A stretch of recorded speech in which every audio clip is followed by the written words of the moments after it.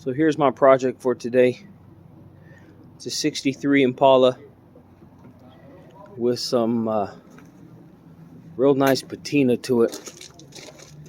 And what I'm going to do is, this is for my customer here. And I'm just going to clean it up and work with the patina on it. Polish all the chrome, polish all the stainless. And then we're going to dig into the paint a little bit. Take some of that oxidation off of it. And then after that's done, we'll shine it up with some linseed oil and go from there.